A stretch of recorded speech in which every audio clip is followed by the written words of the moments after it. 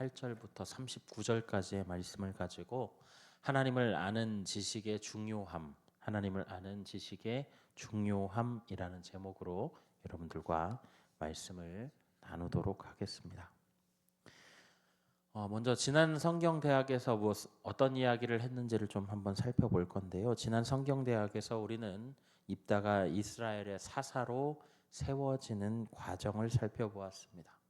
입다는 기생의 아들로 가족과 사회로부터 버림받았고 도부로 도망친 이후에도 불량배들과 어울렸습니다. 그러나 하나님은 그를 큰 용사로 평가하시고 그의 기도를 통해 이스라엘을 구원하려 하신다라고 한 것을 우리가 지난 시간에 살펴보았습니다. 오늘 말씀을 보면 입다가 이제 암몬 자손을 실제적으로 상대하는 그런 내용을 담고 있는데요. 오늘 본문에 포함되어 있지 않은 이야기를 먼저 좀 하도록 하겠습니다. 우리가 28절부터 말씀을 읽었는데 11장 11절부터 27절까지 꽤 긴 내용인데 제가 간단하게 이 내용들을 정리해드리도록 하겠습니다. 입다가 이스라엘의 추대로 사사가 되었죠. 그리고 이스라엘의 이제 전군을 거느리는 총사령관이 되었을 때에 가장 먼저 한 일이 무엇이었냐면 암몬의 왕에게 사자를 보내는 일이었습니다. 본격적으로 전쟁이 시작되기 전에 평화롭게 해결할 여지가 있는지에 대해서 살펴본 것이죠. 협상 과정에서 오고 간 내용들을 정리하면 이런 내용입니다. 먼저 입다는 왜 이스라엘 땅을 치러 나왔느냐라고 암몬 왕에게 묻습니다. 암몬 왕은 예전에 이스라엘이 출애굽을 하면서 암몬 자손의 땅을 불법적으로 점령했으니 이제는 평화롭게 돌려달라라고 하기 위해서 왔다라고 대답하죠. 그리고 이 주장에 대해서 입다는 이스라엘의 출애굽 당시 상황을 설명하면서 세 가지의 논리로 반박하게 됩니다. 첫 번째 논리는 이것입니다. 암몬 왕이 지금 거론하고 있는 이스라엘이 차지하고 있는 땅은 암몬의 땅이 아니라 아모리 족속의 땅이었다라는 것입니다.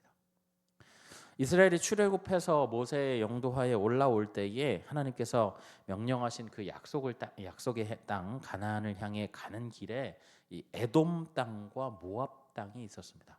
이 에돔, 이 에서의 다른 이름인데 에돔은 이 에서의 후손들이죠. 그러니까 야곱의 형제였다는 말입니다. 그리고 모압이라고 하면 아브라함의 조카인 롯의 후손입니다.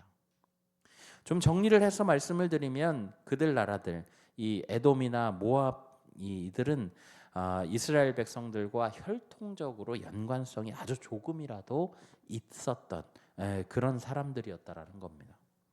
그래서 이스라엘은 이 두 나라를 공격하지 않으려고 하고 평화적으로 지나가기 위해서 우회하는 돌아가는 길을 선택하죠.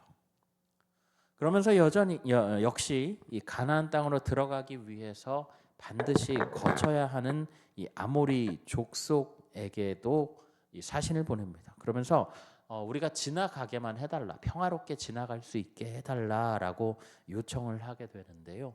아모리 왕 족속의 왕 시혼이 이 요청을 거절합니다. 여기서 그치지 않고 군대를 모아서 이스라엘 백성들을 공격하게 되죠. 이스라엘 백성들은 아모리 족속의 공격을 격퇴하고 그들이 살고 있던 땅을 또 점령합니다.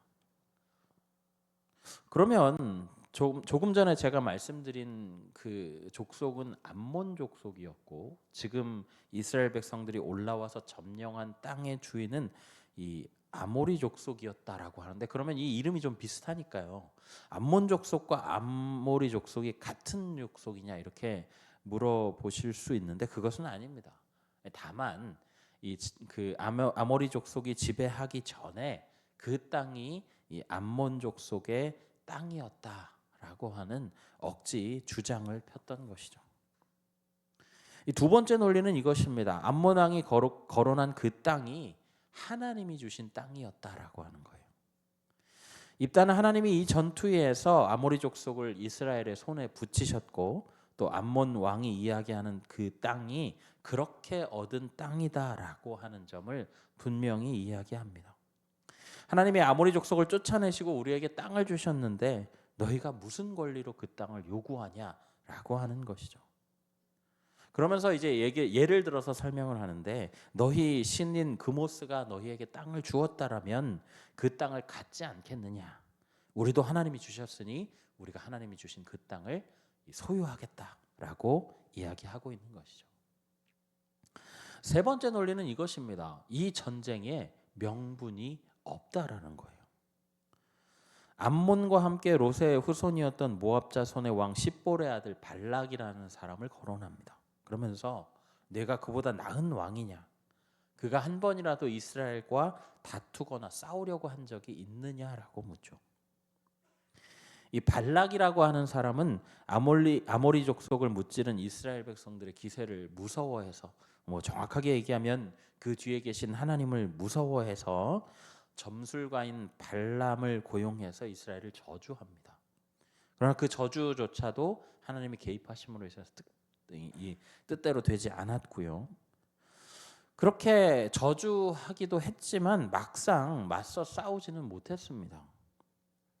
능력 있는 왕이었던 발락도 무력으로 땅을 빼앗으려고 하지 않았는데 너는 그보다 낫지도 않으면서 어떻게 군사를 거느리고 나왔느냐라고 지금 이야기하고 있는 거예요. 무엇보다 입다는 그 땅을 지금 이스라엘이 차지한 지가 300년이 넘었는데 여태까지 가만히 있다가 왜 이제 억지를 부리느냐라고 이야기를 하는 거죠.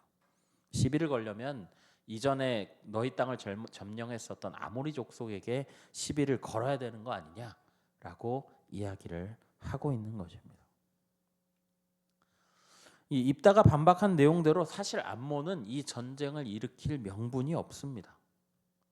이 사사기 시대의 다른 이방 민족들과 마찬가지로 이스라엘 공동체가 느슨해지고 약해지니까 틈새를 노리고 적당한 구실을 붙여서 쳐들어온 것뿐이죠. 그러니 그들은 논리적으로 파고드는 입다의 말을 들을 이유가 전혀 없었습니다. 입다도 이 대화에 크게 기대를 두고 있지는 않았죠. 우리가 27절 말씀을 보면 이 전쟁에 대한 입다의 태도가 드러납니다. 27절을 제가 현대인의 성경으로 가져왔는데 한번 들어보십시오. 그러므로 내가 너에게 아무것도 잘못한 것이 없는데도 내가 전쟁을 일으켜 나를 해하려고 하는구나. 그러나 심판자이신 여호와께서 이스라엘 사람과 암몬 사람 사이에 옳고 그름을 곧 가려 주실 것이다. 전쟁을 피할 수 없다면 하나님께서 이스라엘과 암몬의 전쟁에서 이스라엘의 손을 들어주실 것이니 나는 열심히 싸울 것이다. 이렇게 얘기하고 있다는 거예요. 우리가 여기까지만 보면 입다에 대한 평가는 대체로 긍정적으로 볼 수 있습니다. 입다는 쓸데없는 피를 흘리지 않고 외교적 방법을 통해 이 문제를 해결하려고 시도했습니다. 그리고 이스라엘의 지난 역사를 아주 잘 알고 있고 그리고 현명하게 논쟁을 주도해 나갔다고 볼 수 있기 때문이죠. 또 하나님께서 하나님 앞에 이 모든 일들을 아뢰고 진행했습니다. 우리가 심지어 29절을 보면 입다는 참 하나님이 쓰시는 사람이구나라고 생각하게 되는데요. 우리 29절 말씀 함께 읽어보겠습니다. 29절 말씀입니다. 이에 여호와의 영이 입다에게 임하시니 입다가 길르앗과 므낫세를 지나서 길르앗의 미스베에 이르고 길르앗의 미스베에서부터 암몬 자손에게로 나아갈 때에 여호와의 영, 그러니까 성령께서 입다에게 임재하십니다. 길르앗과 므낫세를 지나서 미스베를 지나왔다라고 하는 것은 입다가 굉장히 광범위하게 활동했다라는 것을 보여주는 것입니다. 신학자들이 이 활동이 가능했던 이유에 대해서 성령의 임재를 꼽습니다. 성령께서 함께 하셨기 때문에 짧은 시간 동안 여러 지역을 다니면서 이 병력을 모으게 되었다라는 것이죠. 그런데 그 성령이 임재하신 이후의 한 행동이 우리를 깜짝 놀라게 합니다. 우리 30절과 31절 말씀인데요. 우리 30절 31절 말씀 다시 한번 함께 읽어보겠습니다. 그가 여호와께 서원하여 이르되 주께서 과연 암몬 자손을 내 손에 넘겨주시면 내가 암몬 자손에게서 평안히 돌아올 때에 누구든지 내 집 문에서 나와서 나를 영접하는 그는 여호와께 돌릴 것이니 내가 그를 번제물로 드리겠나이다 하니라. 하나님의 암몬 자손을 넘겨 주신다면 내 집에서 나와 나를 영접하는 자 그가 누구이든 하나님께 번제물로 드리겠다라고 말하고 있습니다. 우리가 여기서 두 가지 포인트를 찾을 수가 있는데요. 첫 번째는 이 부분입니다. 주께서 과연 암몬 자손을 내 손에 넘겨 주시면. 조금 더 자연스러운 번역을 하면 이런 내용입니다. 만약 나에게 암몬 자손을 넘겨 주신다면. 가정법입니다. 이 얘기는 무슨 얘기냐면 지금 입다가 이 싸움의 승리에 대해서 확신이 없었다라는 말이 되는 거예요. 우리가 사사기의 통상적인 내용들을 우리가 잘 알고 있지 않습니까? 이 내용들을 잠깐 볼 때에 이스라엘의 사사가 세워지게 되면 하나님께서 승리를 확신하는 말씀을 주십니다. 내가 저들을 너의 손에 붙이겠다라고 하시든지 이스라엘의 손에 붙이겠다라고 말씀을 하시죠. 저는 성경 어디를 봐도 하나님의 승리 선언이 없는 것을 확인해서 혹시 입다가 그런 승리 확인이 없었기 때문에 불안해하지 않았을까라고 생각하게 되었는데요. 그러나 또 드는 생각은 성령께서 그에게 임하신 후였는데도 그가 여전히 불안해하고 있다라는 것입니다. 하나님과 동행하고 있으면서도 여전히 그는 하나님을 온전하게 신뢰하지 못한다라는 것이죠. 두 번째 포인트는 그 이후의 내용입니다. 이 부분은 우리를 경악하게 만듭니다. 전쟁에서 승리하고 돌아올 때에 누구든지 집 문에 나와서 영접하는 자를 번제물로 드리겠다라고 말하고 있어요. 여러분, 번제가 뭡니까? 제물의 목 각 부분을 완전히 분할해서 각을 떠서 불태워서 올려드리는 제사가 바로 번제입니다. 불안하지 않았을까요?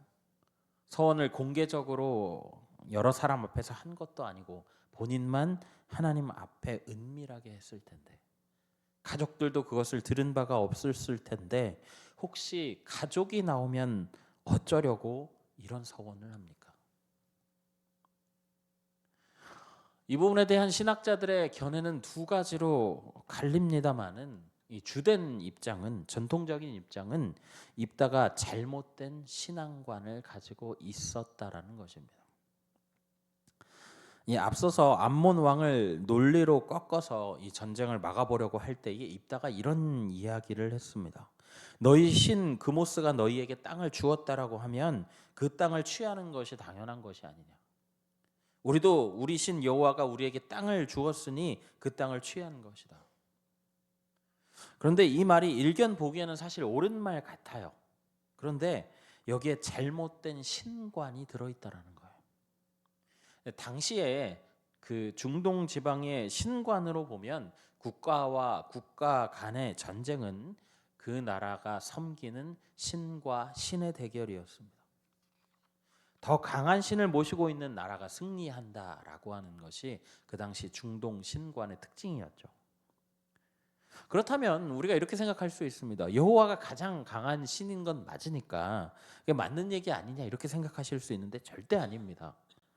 여러분, 세상의 유일한 신은 여호와 한 분뿐입니다. 다른 신들은 거저 헛된 우상일 뿐이에요. 신이 될 수가 없습니다. 그러니까 여호와는 수많은 신들 가운데 가장 강한 신이 아니라 모든 다른 신들은 헛된 것이고 오직 여호와만이 진짜 신이라는 얘기예요. 그런데 당시 중동의 신관을 따라서 입다가 지금 하나님을 그저 많은 신들 중에 힘이 센 신 정도로 인식하고 있었다라는 거예요. 하나님을 잘 알고 있는 듯하지만 그의 신관은 중동의 신관에 굉장히 많은 영향을 받고 있었다라는 겁니다. 이런 입장에서 볼 때에 당시 중동에서 가족이든 누구든 이 사람을 신에게 바치는 것은 이상한 일이 아니었습니다.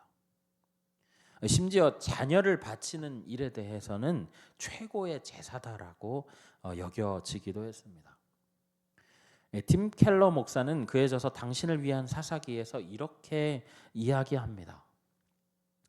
입단은 이교의 도덕 기준에 감염되었을 뿐 아니라 하나님의 성품을 행위에 의한 의로 이해하는 이교의 관점에도 오염되었다. 인신 제사는 이교에서 신을 매수하는 방법이었다. 이교 예배자는 인간을 희생제물로 바쳐 내가 당신의 능력에 얼마나 감탄하고 경탄하는지 보여주겠습니다라고 말한다. 여러분 심지어 신명기 18장 21절에는요 이렇게 나옵니다. 너는 결단코 자녀를 몰렉에게 주어 불로 통각해 말아서 내 하나님의 이름을 욕되게 하지 말라. 나는 여호와니라. 여기에 자녀를 몰렉에게 주어서 불로 통과한다라는 이야기는 불에 태운다라는 이야기예요. 자녀를요. 이 말씀을 보면 하나님이 이와 같은 인신공양을 얼마나 혐오하시는지 알 수가 있죠. 원래 하나님은 완전한 선이시기 때문에 죄가 가까이 갈 수가 없습니다. 그런데 인간이 에덴 동산에서 선악과를 따먹으면서 인간의 DNA에 죄가 박혔지 않습니까? 그래서 인간이 하나님 앞에 가면 죽게 되는 거예요. 그런데 그 죽음을 피하게 하기 위해서 동물에게 그 죄를 전가시키고 동물이 대신 죽음으로써 죄가 사해지는 그런 시스템을 직접 만드신 분이 하나님이십니다. 사람을 얼마나 아끼는지 우리가 알 수 있는 부분이죠. 그런데 그런 분이 인신공양을 좋아하시겠습니까? 우리가 더 기가 막힌 것은 성령께서 임재하셨음에도 입다의 입에서 그런 말이 나왔다라는 거예요. 여기서 우리는 중요한 사실 하나를 깨달을 수가 있습니다. 성령의 임재를 경험했다고 해서 그 이후부터 하는 모든 행동이 올바른 것은 아니라는 얘기예요. 사사기에만 성령의 임재를 경험한 사람들이 꽤 됩니다. 사사 온니엘, 에훗, 기드온, 그리고 입다, 그리고 앞으로 보게 될 삼손은 3번이나 성령께서 임재하셨죠. 그런데 여러분 후대로 가면 갈수록 성령의 임재를 경험한 사람들의 행동이 점점 이상해지는 것을 우리가 볼 수가 있습니다. 무슨 얘기냐 하면 하나님을 정확하게 알지 못한다고 한다면 서로 성령께서 임재하심을 우리가 경험한다고 하더라도 무조건 옳은 행동을 담보할 수가 없다라는 거예요. 우리는 하나님이 어떤 분이신지에 대해서 정확하게 알아야 합니다. 성령의 임재뿐 아니라 하나님에 대한 지식, 성경에 대한 배움 이러한 것들을 게을리해서는 안 된다라는 거예요. 우리가 한편으로 다시 한번 생각을 해보면 그 시대가 이 하나님에 대해서 얼마나 무지한 시대였는지를 엿볼 수가 있다라는 것입니다. 그리고 그 무지가 어떻게 이어지는지 여러분 한번 보시겠습니까? 입다는 승리의 환대 자리에서 절망을 보게 됩니다. 우리 34절과 35절 말씀 우리 다시 한번 읽어보실까요? 34절, 35절인데 함께 읽겠습니다. 입다가 미스바에 있는 자기 집에 이를 때에 보라 그의 딸이 소고를 잡고 춤추며 나와서 영접하니 이는 그의 무담 동료라. 입다가 이를 보고 자기 옷을 찢으며 이르되 어찌할꼬 내 딸이여 너는 나를 참담하게 하는 자요 너는 나를 괴롭게 하는 자 중에 하나로다. 내가 여호와를 향하여 입을 열었으니 능히 들이키지 못하리로다 하니. 여러분 무남 동녀가 나와서 입다를 영접합니다. 이제 입다는 딸을 바쳐야 하는 겁니다. 하나님 앞에 서원했으니까요. 이 서원이라고 하는 말은 하나님 앞에 자발적으로 하는 맹세를 가리키는 말입니다. 그리고 그 딸은 이 말에 이렇게 반응하죠. 36절부터 37절 말씀 조금 길기는 한데요. 우리 이 말씀 다시 한번 읽어보겠습니다. 36절부터 37절입니다. 딸이 그에게 이르되 나의 아버지여 아버지께서 여호와를 향하여 입을 여셨으니 아버지의 입에서 낸 말씀대로 내게 행하소서. 이는 여호와께서 아버지를 위하여 아버지의 대적 암몬 자손에게 원수를 갚으셨음이니이다 하니라. 또 그의 아버지에게 이르되 이 일만 내게 허락하사 나를 2달만 버려두소서. 내가 내 여자 친구들과 산에 가서 나의 처녀로 죽음을 인하여 애곡하겠나이다 하니. 여러분, 딸은 이렇게 얘기합니다. 하나님께 서원한 것이니 아버지 그대로 하십시오. 그 대가로 암몬 자손에게 승리하지 않았습니까? 제게 2달만 시간을 주시면 내가 처녀로 죽는 것을 위해 통곡하고 돌아오겠습니다. 당시의 상식으로 남편 없이 자녀 없이 죽는 것은 여인으로서 수치스러운 그런 저주와 같은 일이었기 때문에 그것을 위해서 2달을 애곡하고 돌아오겠다라는 거예요. 그리고 나서 2달 후에 입다는 딸을 제물로 바치고 맙니다. 이 일을 구약학자인 클라인은 이렇게 설명합니다. 우리 앞에 펼쳐지고 있는 일은 아버지의 무지함과 딸의 순진함이 빚어낸 합작품이다. 여러분, 이 이야기를 들으면서 어떤 느낌이 드십니까? 제가 성경을 잘 모를 때요, 이 본문을 읽으면 아버지도 진짜 대단하고 딸도 대단하다 이런 식으로 생각을 했었던 기억이 있습니다. 딸을 바쳐서라도 승리하고자 했던 아버지의 집념, 아버지의 서원을 자기 목숨을 내어주는 한이 있어도 지켜야 하는 딸의 마음이 어떤 그 신파적인 감동을 불러일으켰습니다. 하지만 그것은 사실이 아니었어요. 입다는 하나님께 일방적이고 이기적인 서원을 했습니다. 하나님 아무 대답도 하지 않으셨습니다.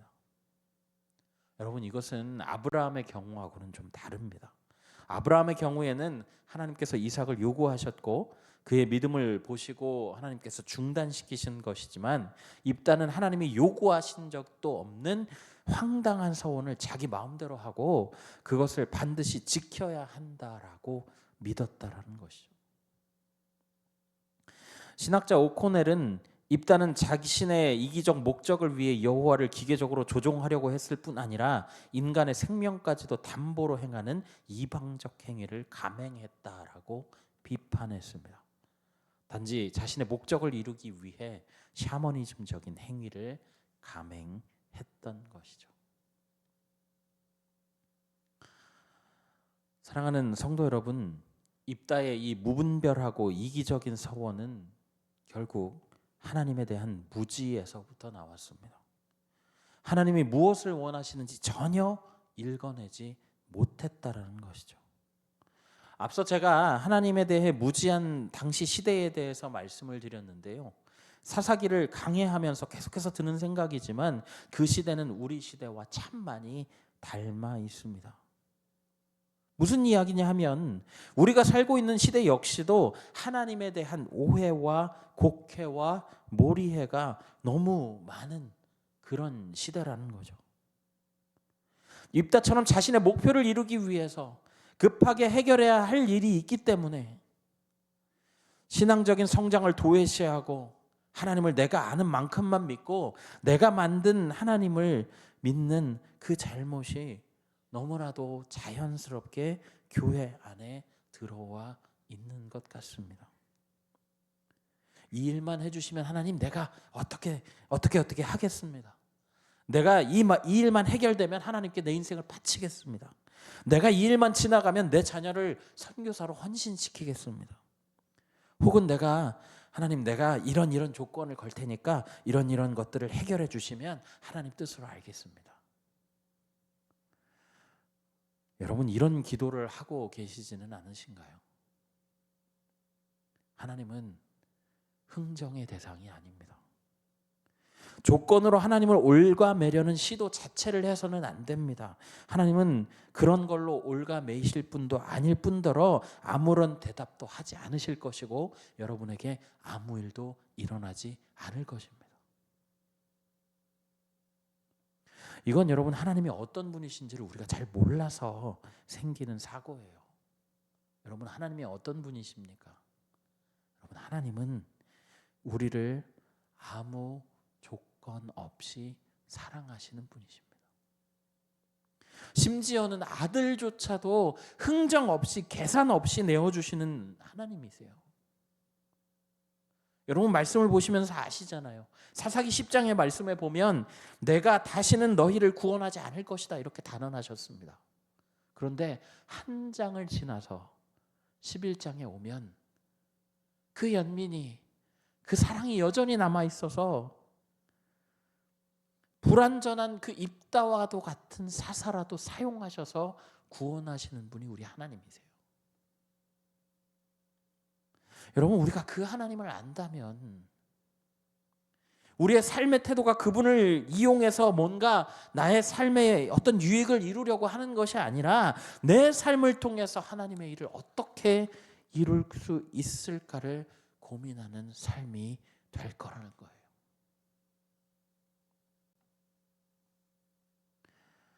말씀을 맺겠습니다. 사랑하는 성도 여러분, 우리가 하나님에 대해서 잘 배워야 합니다. 여러분 성령의 임재를 경험하신 적이 있으시다면 말씀에 대해서 하나님에 대해서 정확하게 배우고 알기 위해 애쓰고 깨닫게 해달라고 기도해야 합니다. 여러분 성경에 대해서 하나님에 대해서 들은 풍월로 지난 교회 생활의 그 지난한 시간들로 신앙을 유지하고 계신 분들 계시다면 여러분 배우셔야 합니다.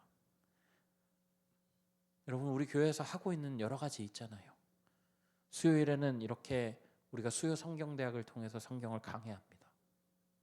여러분 교육 활동을 통해서 우리가 또 성경대학을 하지 않습니까? 여러 가지 과목들이 있어요. 또 중보기도 팀이 있습니다. 또 우리 전도팀이 있습니다. 행복한 대학이 있어요. 여러분 많은 교육 준비가 되어 있습니다. 여러분 참여하셔야 해요.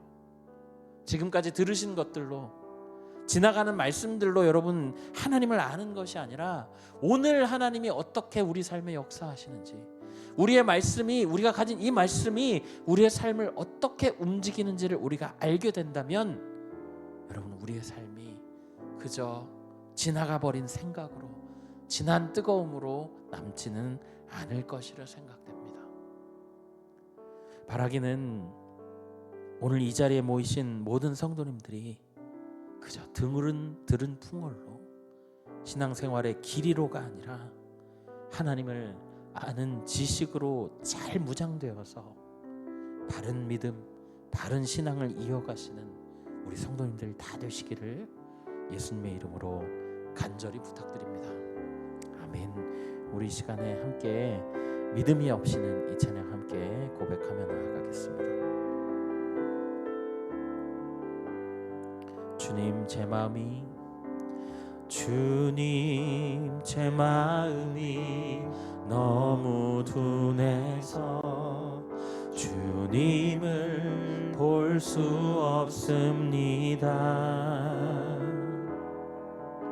이 땅에 속하여 이 땅만 보다가 주님 손을 놓쳤습니다. 나는 나그네로 왔는데 왜 주저앉게 되었나. 나는 정직인데 언제부터 내 삶의 주인이 되어버렸나.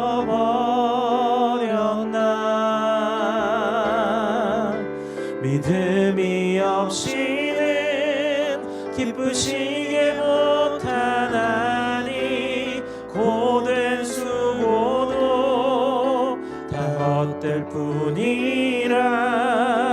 믿음이 없어서 무너진 삶의 모든 자리에 다시 주님을 기다립니다. 우리 찬양 다시 한번 하실까요? 주님 제 마음이 너무 둔해서 주님을 볼 수 없습니다. 이 땅에 속하여 이 땅만 보다가 주님 손을 놓쳤습니다. 나는 나그네로 왔는데 왜 주저앉게 되었나. 나는 청지기인데 언제부터 내 삶의 주인이 되어버렸나. 믿음이 없이는 기쁘시게 못하나니 고된 수고도 다 헛될 뿐이라. 믿음이 없어서 무너진 삶의 모든 자리에 다시 주님을 믿음이 없이는 기쁘시게 못하나니 고된 수고도 다 헛될 뿐이라. 믿음이 없어서 무너진 삶의 모든 자리에 다시 주님을 기다립니다. 아멘. 우리 시간에 말씀을 기억하면서 함께 하나님 앞에 기도하며 나아가실까요? 입다의 실패를 보면 하나님을 알지 못하는 것이 얼마나 큰 문제인지를 우리가 깨닫게 됩니다. 하나님을 아는 지식, 성령이 임재했음에도 불구하고 그의 불순종한 마음과 이기적인 선택이 이렇게 큰 비극을 낳게 되었음을 우리가 보게 됩니다. 이 시간 우리 이렇게 두 가지 기도 제목 가지고 함께 기도하며 나아가실까요? 우리를 위하여 아들도 아끼지 않으시는 하나님에 대해서 제대로 알게 하여 주옵소서. 그리고 내 삶을 통해서 그 뜻이 이루어질지를 고민하는 우리의 삶이 되게 하여 주시옵소서. 우리가 지난 풍월이나 신앙의 깊이로가 아니라 진정 하나님을 아는 온전한 지식 위에 세워지는 우리의 믿음이 되게 하여 주시옵소서. 우리 두 가지 기도 제목 가지고 함께 하나님 앞에 기도하며 나아가겠습니다. 사랑의 하나님 아버지 감사합니다. 주님, 오늘도 우리가 말씀을 통해서 주님 사사기에 나오는 주님 입다와 그 딸의 비극을 보게 됩니다. 주님, 하나님을 아는 지식이 얼마나 중요한지 주님 우리가 다시 한번 깨닫게 됩니다. 주님, 하나님을 잘 알지 못할 때에, 하나님에 대해서, 말씀에 대해서 무지할 때에 주님 어떤 일이 벌어지는지 하나님 우리가 말씀을 통해 주님 보게 됩니다. 주님, 우리를 위하여 아들도 아끼지 않으신 그 하나님에 대해서 우리가 제대로 알게 하여 주십시오. 제대로 배우게 하여 주십시오. 우리가 말씀을 알고 말씀을 연구하며 그 말씀을 묵상하고 기도함으로 하나님 앞에 깨우쳐 달라고 기도하며 주님, 우리의 삶에서 주님 어떻게 우리의 삶을 들어 하나님이 어떻게 일하시는지를 보게 되는지를 주님 우리가 기대하는 삶이 될 수 있도록 하나님 우리를 붙잡아 주시고 인도하여 주시기를 원합니다. 주님, 내가 지나온 지금의 시간들 주님 내 신앙생활의 길이로 또 지난해 들은 또 풍월로 주님 우리가 말씀을 아는 것이 아니라 진정으로 하나님을 아는 온전한 지식 위에 세워지는 자들 될 수 있도록 하나님 인도하여 주시고 올바른 믿음을 우리에게 허락하여 주심으로 주님 우리의 삶에 우리가 주인 되는 것이 아니라 주님 우리의 삶을 맡기신 하나님 앞에 청지기로서 주님 바른 삶을 살아가는 자들 되도록 하나님 우리의 삶을 주장하시고 인도하여 주시기를 간절히 구합니다. 아버지, 우리를 도와주옵소서.